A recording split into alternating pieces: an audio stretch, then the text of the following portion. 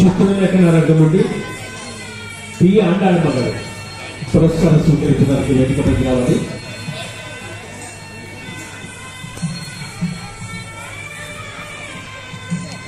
పురస్కార స్వీకర్త ఎల్ఎస్వరి గారు.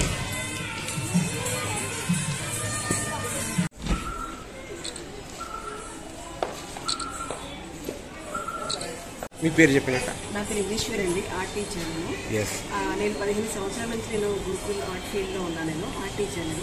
సో ఈ అవార్డు అనేది ఒక సృజన ఆర్ట్ క్రియేషన్స్ వాళ్ళు గురువులను గుర్తించి మాకు ఇచ్చారండి. నేను ఒక ఆర్ట్ ఫీల్డ్లో ఉన్నాను కాబట్టి, అంటే ఇందులో ఎన్నో ప్రఖ్యాతులు ఎన్నో క్రియేటివ్ ఇవన్నీ చేసి ఉంటాను.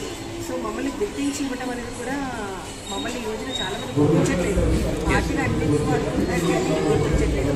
కానీ వీళ్ళు సృజన క్రియేషన్స్ వాళ్ళు మమ్మల్ని ఆదరించి మాకు అవార్డు ఇచ్చారు. ఇప్పటివరకు మీరు ఎంతమంది శిష్యుల్ని తయారు చేసి ఉంటారు? నేను దగ్గర ఇప్పటికీ నాకు 2000 మెంబర్స్. సూపర్.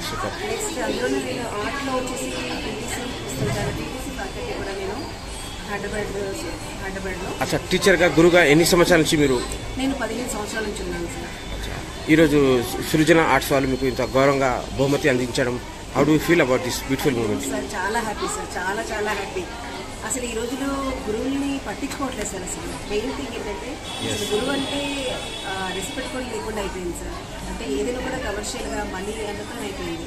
అలాంటిది ఒక గురువు, ఒక ఆర్ట్ టీచర్గా నేను ఈ అవార్డు పొందుకోవడం అనేది చాలా హ్యాపీనెస్ సార్. అది మాటల్లో చెప్పలేను నేను. ఇంకా రాబోయే రోజుల్లో మీరు ఇంకా ఎలాంటి చేంజెస్ తీసుకొచ్చి ఇంకా ఏం చేయాలనుకుంటున్నారు రాబోయే రోజుల్లో?